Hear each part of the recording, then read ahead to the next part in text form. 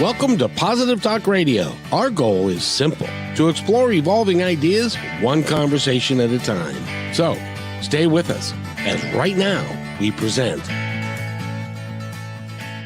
Oh, have we got a great story for you today? This is one of those you may have to get a tissue or two, because this is one of those stories that is really dynamic and it's about our human condition and some of the things that happen to us along the way. And Holly Francis is our guest. Francis, right? Holly Francis, yep. Cool. I had to be sure that I was getting the name right. Yeah, And you got it. you are, first of all, you're an incredible young lady. You've written the book called Life Support Surviving. Can you pronounce that for me? I can, yeah. It's Guillain-Barre Syndrome. It's a rare autoimmune disorder, and it's French, in case you're trying to pronounce it. No worries there. I have trouble with that. I wasn't born in France. I have trouble with that language. Of course, I have Oh, trouble with English. even when I was diagnosed with it, I couldn't even pronounce it. Probably for the first like 3 or 4 months, I pronounced it wrong. So no worries. And it is something that I had never heard of before I got a hold of your book. And I think a lot of us are in that same boat. We don't really know what it is and Mhm. how destructive it can be for someone's life. And but let's go back in the midst of time. Before any of that, you had a baby or were about to have a baby, Yep. and you were what, 27 weeks pregnant or something like that? No, I was 26 years old at the time, and I had actually just given birth. So Oh, you I just gave birth. yeah, I had just given birth. So I was just recovering at home, and I was doing really well. And my daughter was born. My pregnancy was really really easy. I hate saying that because I know some people's really struggle, but my pregnancy went so smoothly. I loved being pregnant, and I was just really excited about my time with my daughter. And so then she was born, and I was adjusting to life with her at home. And then GBS came on, and it came on very suddenly. So I went from being completely healthy, and then all of a sudden I'm dealing with these pins and needles kind of feeling in my finger, and it's kind of spreading upward.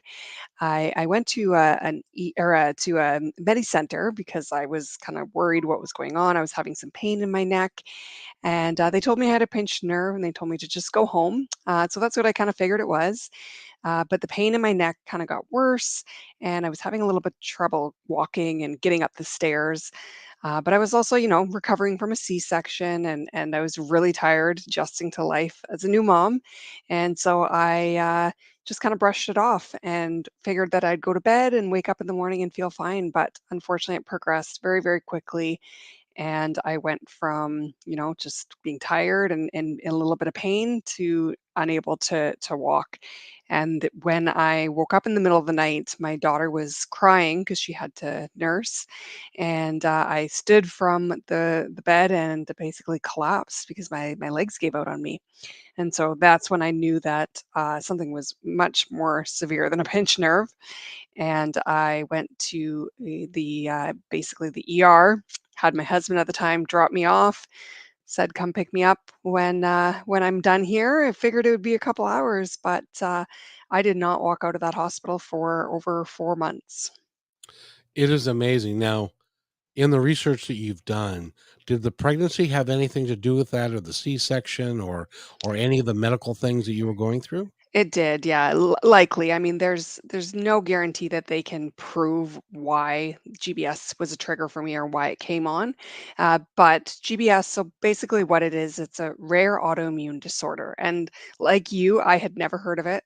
Most people have never heard of this disease, but it is similar to multiple sclerosis in that it attacks basically your body. And so it's an autoimmune response. So your body will see, when you have a cold or you have a flu, and then your immune system kicks in and starts attacking off the fight. It's fighting it off, right? Well, with GBS, it incorrectly continues to fight, and it starts to attack the peripheral nerves. So how it's similar to MS is that MS, it'll attack the brain and the spinal cord. With Guillain-Barre, it'll attack the basically all the nerves in your entire body. And so what it does is it stops the brain from being able to transmit signals to your nerves, which are connected to all your muscles. And so then it causes pain and potentially paralysis, and that's what happened with me. And so for me, the trigger was likely childbirth, or the C-section, which are both common triggers of GBS. GBS typically will come on 3 to 4 weeks after some sort of stressful event on the body. So that can be various number of things. It can be pregnancy, like I said. I do know many women that have gone through this after being pregnant or just after giving birth. Many people will have it after having a surgery of some case. It also comes on after like a stomach bug, the flu, many different viruses, as well as like Zika virus, and then some vaccines as well. So, just given the timeline, it is likely that it was childbirth or the C section for me. So if you're beginning to feel unusual that way, well, first of all, this is a white blood cells attacking the body, basically. Yes. Is that right? Absolutely. When by by the way, if you've ever had nerve pain, if you've ever had like something is attacking your nerves, that is the most excruciating pain that there is because you can't get away from it. And was that your experience as well? That was my experience. So as soon as the body started to attack itself, that was why I was feeling that pain, and it was strange in my neck. But gradually, over the several hours that it progressed, the nerve pain traveled through my entire body, and it was basically the inflammation in my body. And yeah, like you said, it's excruciating. And I was given high amounts of narcotics and stuff that just didn't even barely touch it. And the paralysis ended up progressing so severely that I was put on a ventilator because I could no longer breathe. So the paralysis affected my entire body from the neck down. Couldn't breathe, couldn't speak, couldn't move anything, and I was basically not comatose, but close enough. I was still aware of everything, and I knew what was happening to me, but I was quite sedated, quite out of it, and on a breathing tube in ICU, and just fighting for my life. It's kind of like I attribute it to I have gout, and so I've had gout attacks.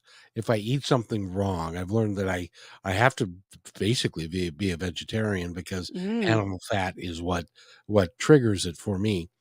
And there were times when I could not, because of the pain, I could not put the weight of a sheet yes. on my leg or whatever was more intense than I could bear, because it attacks it's the same thing, it attacks your nerves, Yep. kind of thing, and it becomes a horrible thing. So I can't imagine having like I would have a joint go bad and do that.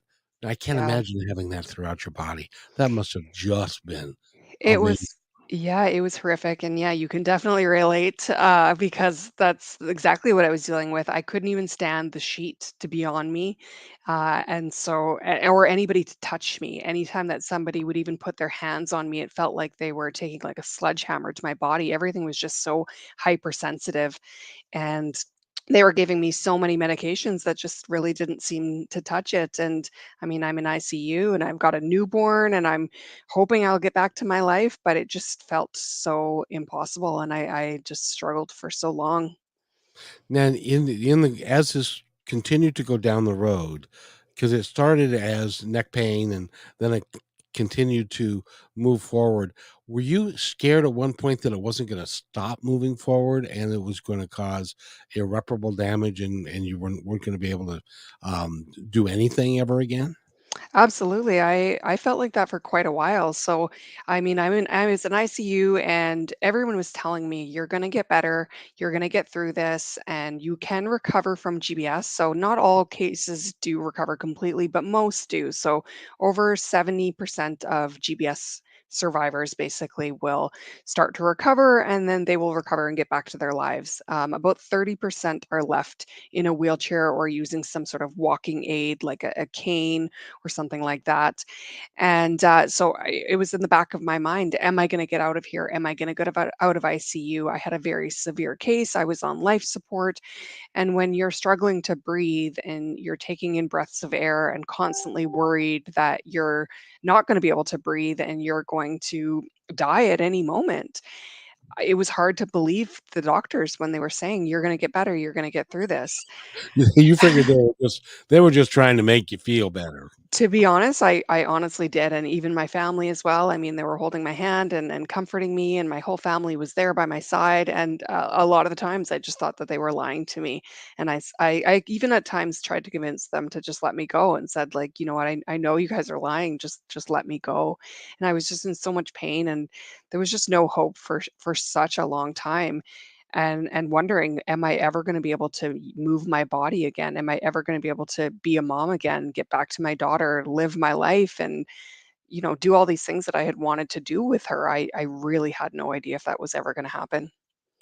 If you go to her website, which by the way is hollyaftergbs.com, that's gbs.com,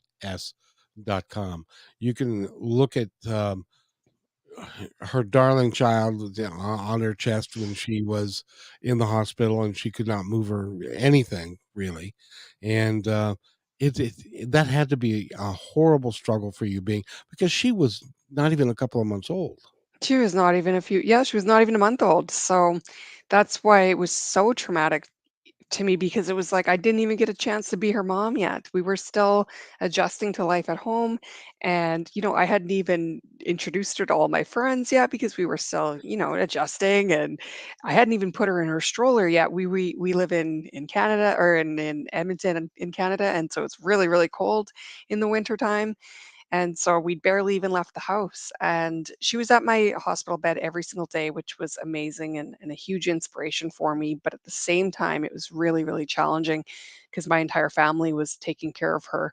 They're feeding her bottles because I couldn't breastfeed, obviously, because of the medication I was on. And she's growing and getting older as the days and then the weeks and the months are going by. And there's no improvements for me, but she's changing. And it was devastating and heartbreaking that I couldn't take care of her the way that I wanted to, and that everyone else was basically raising her for me. I've been in a hospital for a couple of days, um, and you get bored, and you can watch TV, but there's nothing on at some point in time. How did you keep your mind active during all of that? So for the first, I'm gonna say probably month, I was quite heavily medicated that, time wasn't even a concept. It was just everything was just so chaotic, and I was in pain and I was crying and I was dealing with a lot of sickness and nausea and vomiting. So it was just kind of pure chaos, and So doctors are trying to treat me, and it was like the movies. Like, it was just everybody was running around. That's what it was like for almost an entire month.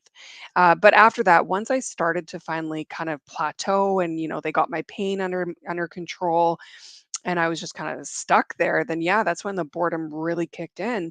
And I remember I would stare up at the clock on the wall, and I would just think, like, oh my God, like, the time is just passing by so slowly. And then hours later, I would look up at the clock, and it wasn't hours later, it was 4 minutes. And I literally, like, I didn't know how I could do it, and I was dealing with severe anxiety and panic attacks and crying because I just didn't know how I could handle even a possibly another minute.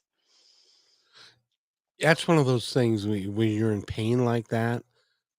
I'm sure the idea crossed your mind that just give me just a little bit more of that medication.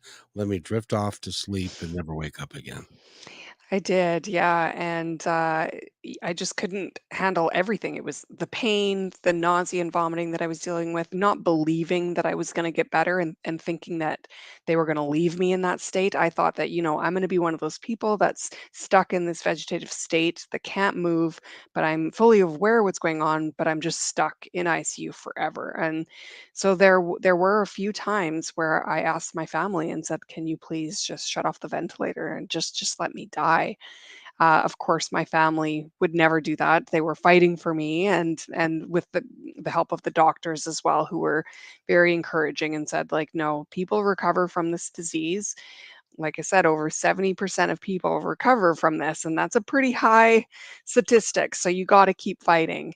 Yeah, but if you were like me, I would say, yeah, well, my luck is I'm going to be the 30%. Yeah, that is actually what crossed my mind many, many times.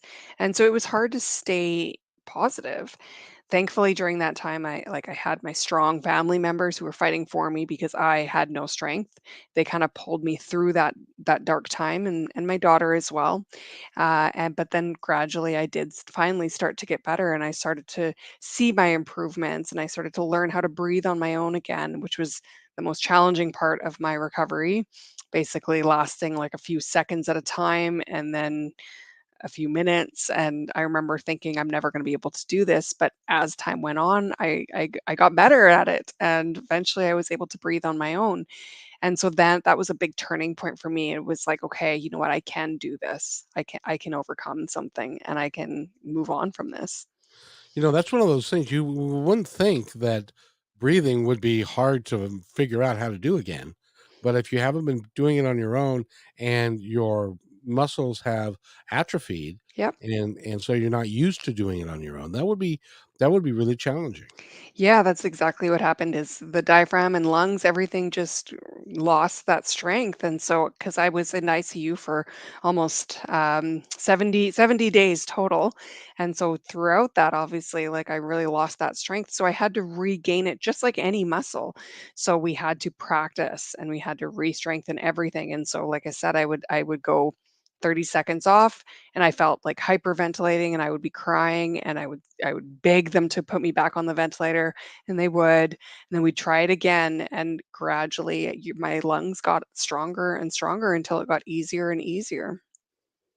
So today you have a 12-year-old daughter and things are well. I saw, and if you go on her website again, it really is worth a look because it will give me it'll make your eyes tear up a little bit because she does aerobics. She's back to herself, and thank God for that. It's just amazing that you came virtually to the brink of death and then came all the way back. I did, yeah, and I think we don't realize that we can do this. Like we can go through really, really hard times and then come back from it. When you're going through those hard times, you think I'm never going to get through this. It's never going to get better for me, but it can. And my story is such a huge reminder of that. That I literally went from being completely paralyzed to where I am now.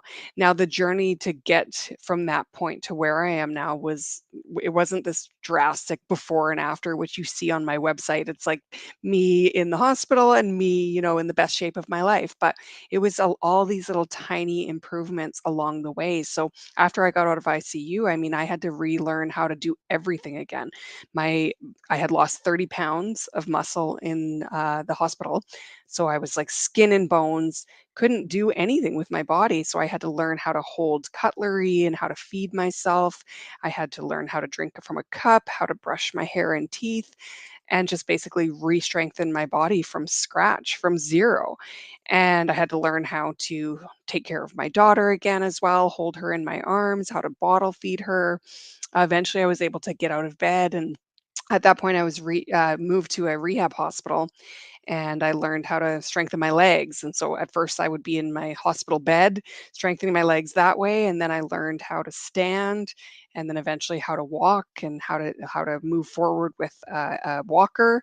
And that's how I got around for many, many weeks.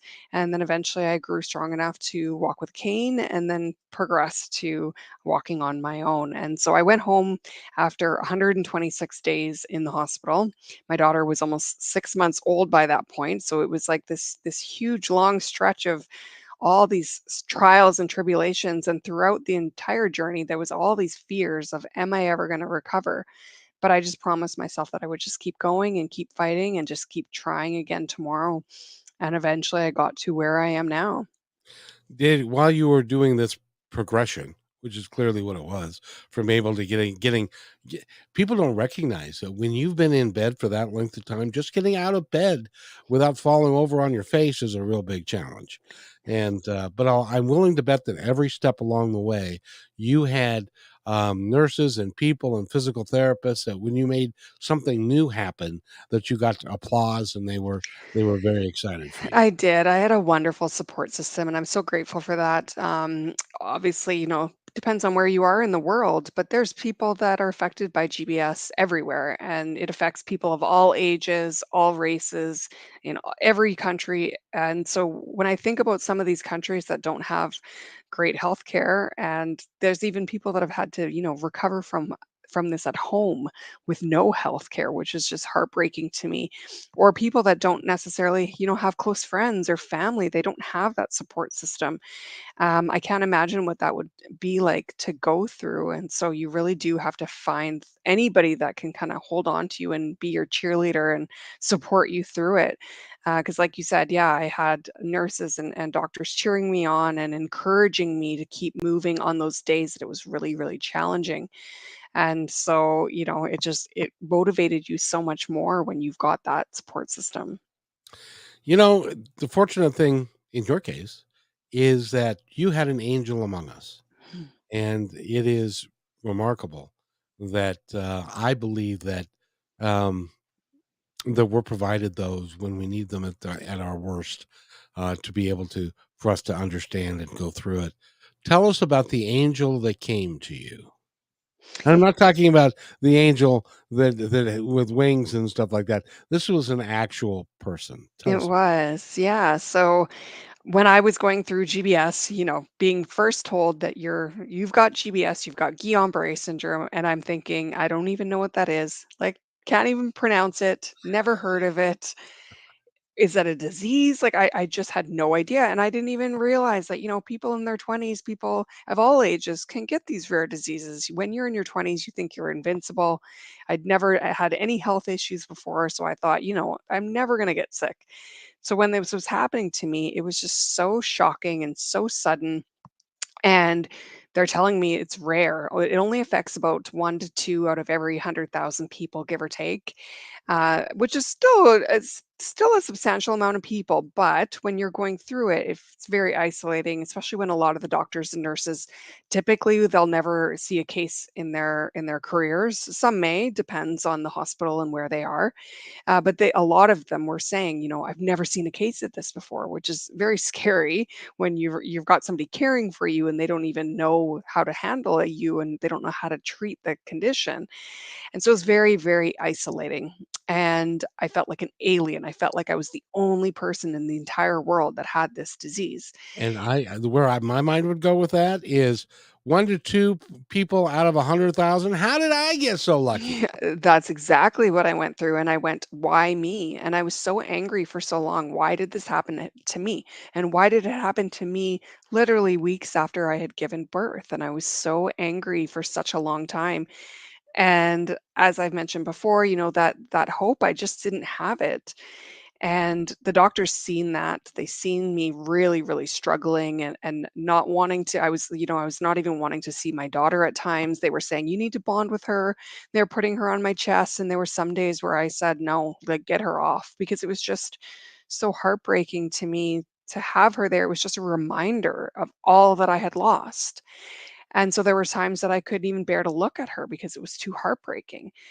And so the doctors seen that and they said, "You know what? We need to find somebody else that's gone through this." And so they found another GBS survivor who had overcome it. He was actually in the same hospital room that I was in 2 years prior, and he had recovered. And so he was in ICU at one point, and he walked into that hospital room to come visit me, and he walked in with his family and his kids and his wife, and he stood beside my bed, and to know that he had been where I was, completely paralyzed, unable to move anything, can't breathe on his own, to standing beside my bed living his life was just a huge inspiration, and that was a big turning point for me, realizing that, you know what, if somebody else can do this and somebody else went through what I'm going through, then maybe I can get through this too.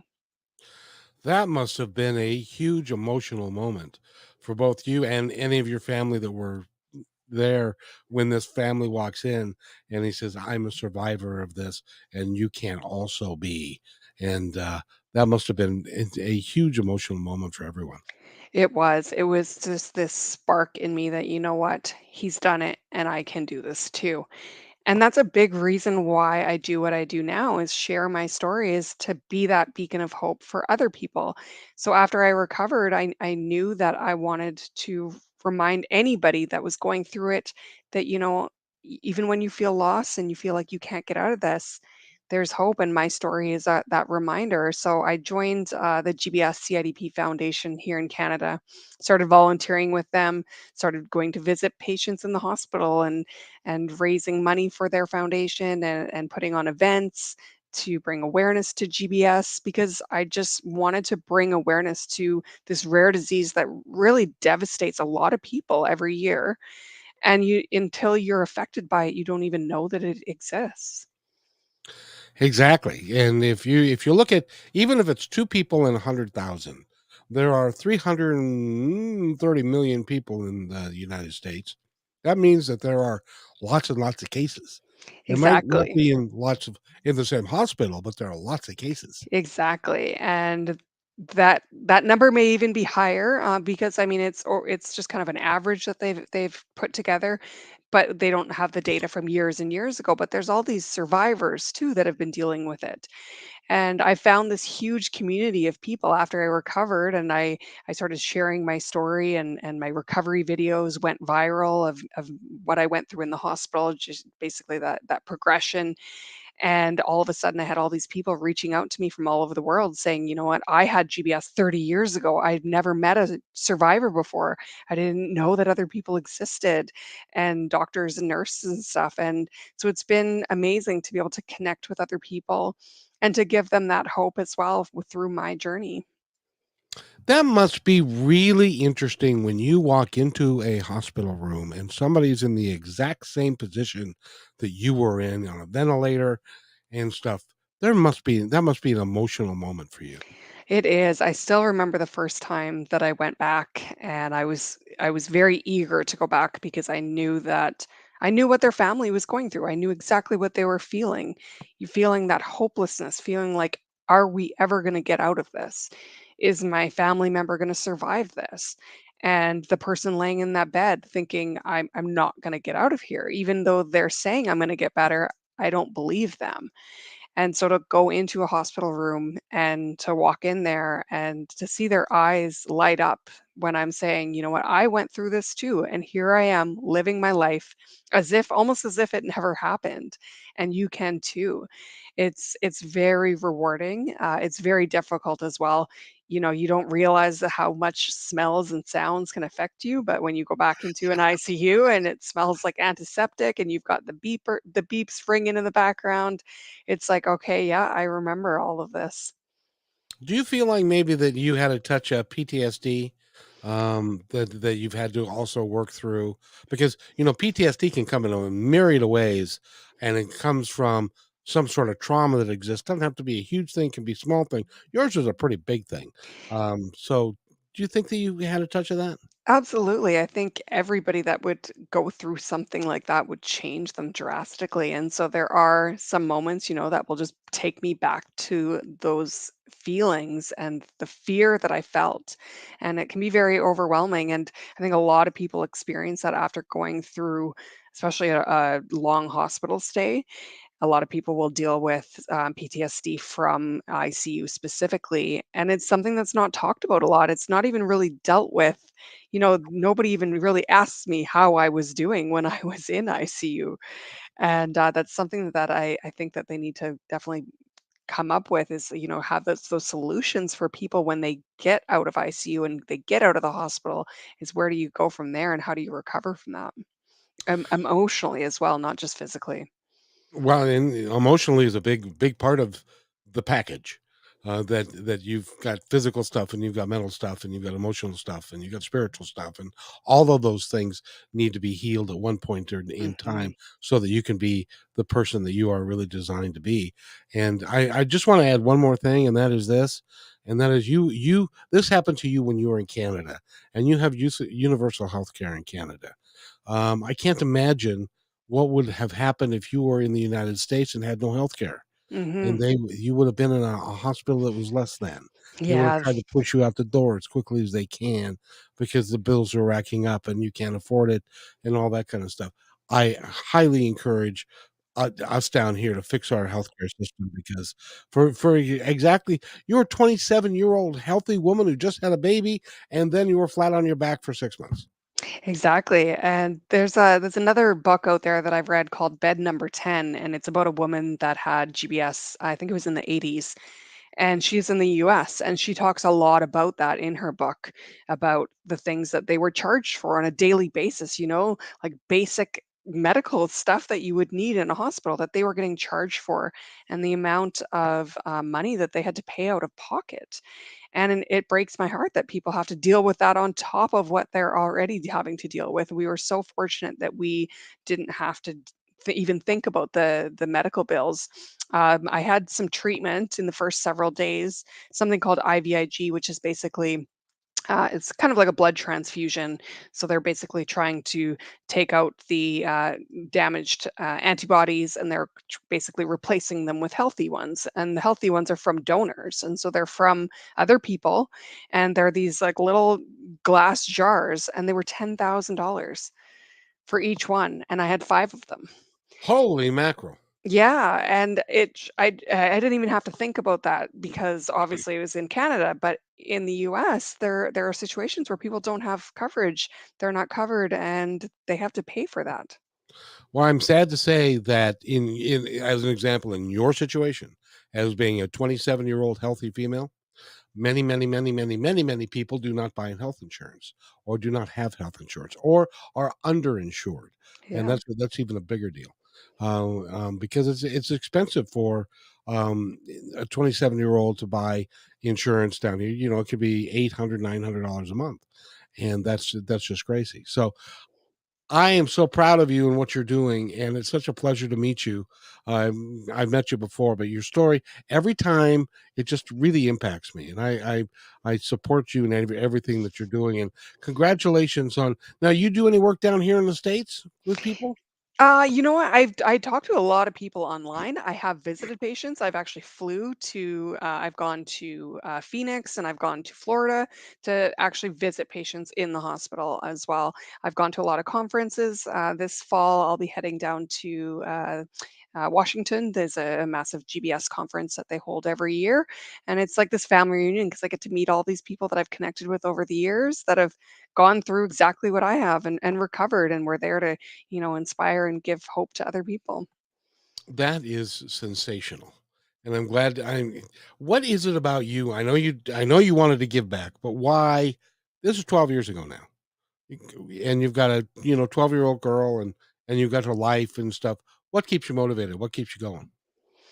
I think that just I don't ever want anyone to feel like I felt in that moment and believing that there was no hope to get through it. And I just wanted to show other people, you can and you have to keep fighting. And sometimes you need that additional support. You need somebody else to help you through it. And so I would just want to be that person for other people. You have a big heart, and thank you for what you do. How's the book doing, by the way? The book is doing really, really well. It's a really inspirational story, not just for people that are going through GBS. We all go through really hard times, and you feel like it's not going to get better. And I think my story is just a really good reminder of perseverance, waking up the next day and just keep fighting and keep moving forward no matter what, and finding kind of the blessings from your journey. For me, I mean, I lost out on 6 months of my daughter's life, and, those first 6 months, I mean, I didn't get to see her smile, I didn't get to put her in her stroller for 6 months, and I missed out on a lot, and I was pretty angry for a while, but now we have such a strong bond, and I've taken so many great blessings from that horrible time that it's changed my life for the better. And so I think that's what my book also can do, is just encourage people to, sometimes you're not going to be able to look back on the things that you've gone through with joy, but you can try to find even something good from it that you can take away from it, something that you've learned, something that it's given you. For me, it's really taught me that, how short life is, and to go after the things that I want to go after, and to go do the things I've wanted to do. I travel a lot more. I've always loved traveling, but I just never did it before because I always figured I would have time. And now I do, because I know that, tomorrow's just never promised. Nope, tomorrow may never come.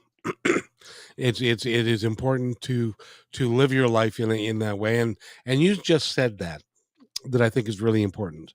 A lot of people will say, "Wow, this is a horrible thing happened to me," whatever it is, and they'll hold that against, and they'll be a victim to it for their entire life. Whereas if you can take the good from every situation, even if it's only a sliver of good, get rid of the other stuff and learn it and use it as a learning tool for living your life a little bit better. I think that you'll be much better off in the long run. Do you agree with that? I absolutely agree with that. We aren't blessed with we get these cards that are given to us or dealt to us, and we don't have control over it, but we can have control over what we do with it. So I like what you said, that you can turn things around. So you can say, you know what, this horrible thing happened to me, and instead of just staying with that and saying, "This horrible thing happened to me," and being a victim, you can say, "This horrible thing happened to me, and this is what I did with it. And this is how it improved my life, and this is how I changed my tragedy into something more beautiful." And you now recognize that you can live your life the way that you want to live it, and travel and to do the things and not wait for when you get to be old, because you may not get that chance, or you may not um feel up to it when you're older. So do it now. Do it. Exactly. Yeah, Yeah. and especially because of what I went through, and learning how to walk again, learning how to use my body again. At one point, for many weeks, I had people taking care of me, right? They had to help me shower, they had to feed me and brush my hair, and basically take care of me. And so it's given me a huge appreciation for our body and what our bodies are capable of doing. So something as simple as going for a walk is such a blessing for me, and I'm so grateful that I'm able to use my body in the way that I wasn't sure that I was going to, and in a way that a lot of people can't. I was in a rehab hospital on a ward with a lot of people that had spinal cord injuries that were never going to walk again. They were stuck in a wheelchair for the rest of their lives. And so I felt like I really owed it to them to live my life and do all the things that I was capable of doing, because I know that that's what they would want for me. I'll bet your daughter's very proud of you. She is. She is, and it's so cute because she obviously doesn't remember. I mean, she was 6 months old, and below, but, she's seen the videos, she's seen a million pictures, I talk about it on a daily basis. It's such a huge part of our lives that it's like she feels like she went through it, and so she is very proud of what I went through, and she definitely sees it as a blessing as well. She knows what it, turned our life into, and it made our bond so much stronger, I think, than, had we not gone through it together. So another positive out of what could be considered a very bleak and awesome, awful situation. So, Absolutely. so you're doing it. You're doing it. You're making good out of the out of everything, and that's just awesome. I hope that one of these days, I hope that I'm going to see you in front of Congress testifying about GBS, GBS. which is that's what it's the what's the name of it again? Guillain-Barre syndrome. So it's named after 2 doctors that discovered it. It was actually, it was thought it was called polio for a long time. That's what they thought it was. And then these 2 doctors back in, like, I think it was, like, 1900, realized that there was a difference between polio and this other syndrome, and that's so the 2 doctors named Guillain and Dr. Barre discovered it. Now we really don't know where it came from, do we? Or how long it's been around. There must have been people like in the 1700s that would die from this. Yes, so there is actually a theory, if you Google it, that Alexander the Great, that's what they actually believe that he may have died from, is from Guillain-Barré syndrome. It's quite wild. There's actually quite a few famous people that they've looked back on and have said, you know what, maybe actually this was GBS. Teddy Roosevelt, they also believe that it was likely GBS that he had. Oh my goodness gracious! And Mm. they had no idea because it hadn't been discovered yet. So they just dumped it into a broad range of, well, must be this or it might be that, but it's something. Yeah. Yep, exactly. Yeah, Yeah, so with GBS, how it's diagnosed is through a spinal tap, basically. Is so the protein levels will be elevated, and so that's how they diagnose you. But they only the way that they can figure that out is if they know what to look for. So if a doctor has never heard of GBS, or because that happens, some doctors will never see a case of it. They'll read about it in med school, maybe a line or two, because it's rare, they may never have to deal with it, and so they may not even know that they need to look for it. which is probably more common than we would like to think. It's very common, and so for me, because my case was so severe, it helped me in a way because it progressed so quickly, and so it was kind of like a textbook case, and so they were able to recognize it and said, you know what, this looks like GBS. But that doesn't happen, and there's a lot of people that actually get turned away because it's not happening as quickly. It's happening over days and weeks, and people are saying, you know what, I'm feeling weak, I'm dealing with nerve pain, but they're not even putting that correlation that it could be this rare disease because it's happening a lot slower pace. So there's a lot of work to be done, and I'm really proud of what we're doing with the GBS CIDP Foundation. Is that we're putting out pamphlets and we're doing a lot of education for the ER doctors and for neurologists who may come in contact with somebody and how to recognize the symptoms. Now, Holly has a question for you, which is, what helpful tools does your book outline for readers about the discovery of it or how to deal with it, or and any thoughts on that? Yeah, so I mean, the book is basically my journey, and it's a lot about, it's a memoir, so it's a lot about my life and kind of how it all ties in together. And throughout that, it's kind of like how I got through those really hard times, and I think it's very universal. And so, no matter what you're going through, I think it's relatable to, finding support system and how to move forward and how to keep fighting. It's a great resource for doctors, nurses, family members, anybody going through the disorders, as well as any other autoimmune disorder, because they can be very similar, and the symptoms and the even the residuals that we deal with can be very similar. And that's actually in the last part of the book. There's a whole resource section, basically, kind of outlining some of the residuals that we deal with, and just kind of the progress of the disease. You know what's really kind of upsetting to me is that autoimmune diseases still are, to a great degree, a mystery. They are. They It, really are. They don't know why, and they're on the rise. And so that 1 out of 100,000, that was, I think that's changed now in the last like 3 or 4 years, that they've said now it's 2. And so they're on the rise, and they really don't know why and what's causing it. And it's heartbreaking because it's our own bodies that's doing it. It's our body is incorrectly fighting itself. I tend to think, and I could be totally wrong, but in my case, because I've got, I go to a rheumatologist, and she's a great gal, but she'll say, "Well, you got this, and we think you got that, but you got something else, and I can't tell you what it is because I have no idea." and stuff, and so they don't really know what it is. But I think it may be environmental, it may be dietary, it may be all of those things combined in a certain combination that works with against you with your body and your immune system that causes the inflammation that causes those things. You're nodding your head. I think you agree with that. Yeah, I can definitely agree with that. And I mean, I think that all of our environments have been changing so much over the years. And so I think it's kind of obvious that something is happening. But like you said, diet can play a huge part. I know for myself, I still deal with residuals. So at times I can get very, very fatigued. I get nerve pain whenever I'm stressed or tired. And I know a lot of people also that follow inflammatory diets because they'll eat certain things and it'll cause their nerve pain to increase. And so that's something to be very, very aware of and cognizant that, if something is causing that trigger of inflammation in your body, then that's something you want to avoid. I used to love a good ribeye steak. I used to love pork chops. I used to love bacon.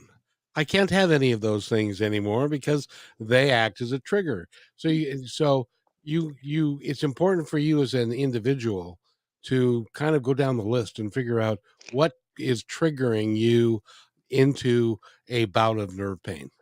It is, yeah, and I go through that on a daily, monthly basis, and, over the years, I mean, it's been 12 years for me, but I've gone through really, really severe bouts of fatigue where, it was affecting my work, it was affecting my life, it was affecting my ability to be a mom, and I had to go down that path of, what is working and what's not, and what are triggers for me. And I had to learn how to listen to my body. And I'm very grateful now that I don't deal with that very often. But that's because I've learned, what things make my nerve pain worse, what things make it better. Sleep is number one. Our bodies are so, it's sleep is so important for our bodies, as well as, eating healthy and exercising regularly. It's all these little things that definitely make a difference.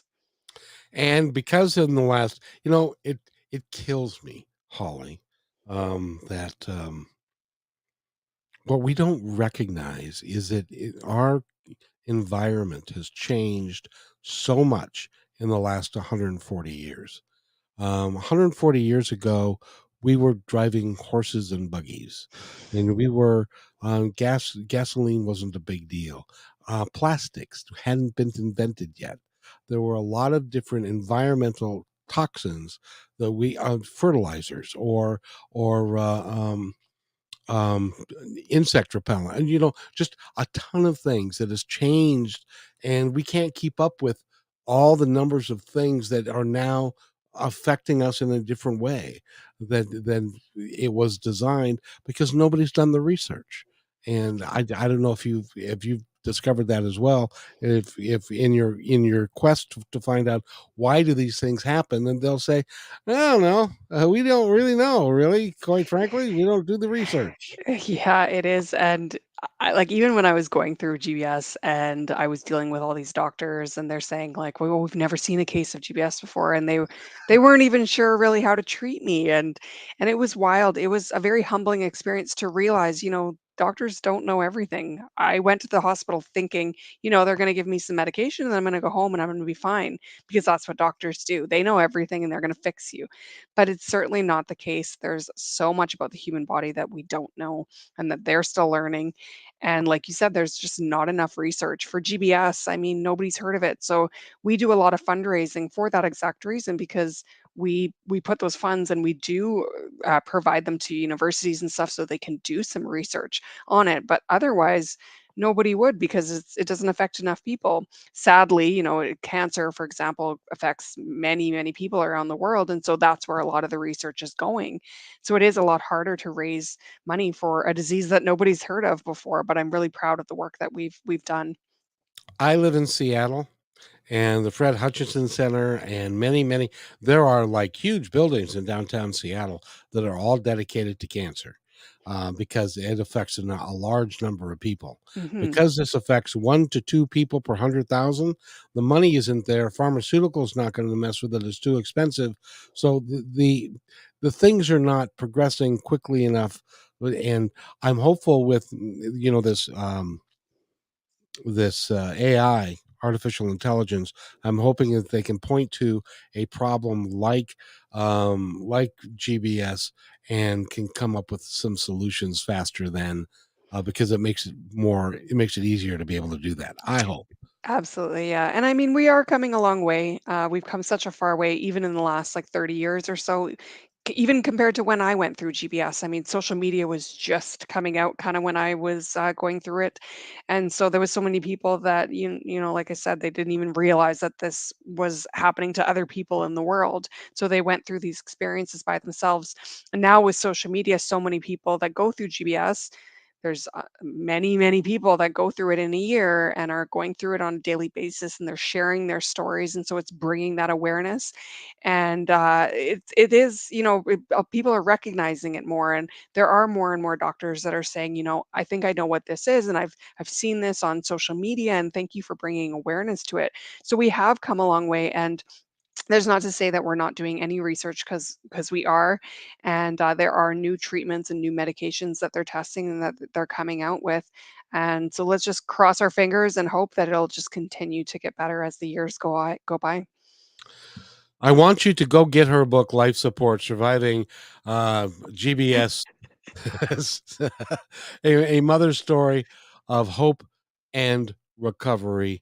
Holly Francis is the author, and she is sitting right there. She's an extraordinary human being, and I want to thank you for coming here. And by the way, years ago when you were lying in that bed and you had an angel among us come and give you a ray of hope, and you're doing that for other people, and bless you for doing that. You're an incredible story. Get the book, support the work. If you can donate, if somebody wants to donate to the cause, how do they do that? Yeah, so you can donate depending on where you are in the world. So if you're in the U.S., they actually have a U.S. chapter as well. So that makes it obviously a little bit easier. So you can direct your donations to the GBS CIDP Foundation in the U.S. And then obviously if you're in Canada, then we also have a Canadian branch as well. Can you say that branch a little bit slower? Yeah, so it's the GBS CIDP. So CIDP is another rare disorder very similar to GBS, and so they've lumped the two together. And so it's GBS CIDP Foundation International. And I want you to know something, ladies and gentlemen, that this happened to a 27-year-old healthy female who had just had a baby. If it can happen to her, it can happen to you. It can happen to your child. It can happen to anybody that you know. And so please donate and go there and follow. Certainly buy the book Life Support by Holly Francis. I want to thank you for being here. And you have to come back. I already said. I will definitely come back. And thank you so much, Kevin, for having me on and just for giving me a voice and helping to bring awareness. We get a lot of med students and nurses that sometimes, they'll be checking out podcasts, they'll be listening to radio shows, and it's great awareness for them too. And if you are ever dealing with a patient that's gone through this, it can really help you to understand the condition and what it's like to go through that disease. And it's horrific. I can tell you, nerve pain, there ain't nothing like it. And if you have it on every nerve in your body, that's excruciating. I can't believe that's awful. So, but thank you, Holly. Thank you for being here. You're an angel, and congratulations on the work. And say hello to your daughter for us, would you? I will, absolutely. Thank you so much again, Kevin. And we'll be on soon and talk again. Yes, ma'am. If you wait right there, I'll be right back. Sounds good. Hey, thanks for enjoying this episode all the way to the end. Please give us a like and subscribe to this channel. This has been a production of positivetalkradio.net. Please visit our website, oddly named positivetalkradio.net, for more details about us and our mission, which is to provide great positive programming designed to inspire us all. I'm Kevin McDonald, and I'm proud of these shows, and I truly hope that you'll like them and share them with friends and family. So on behalf of our entire team, remember, be kind to one another, because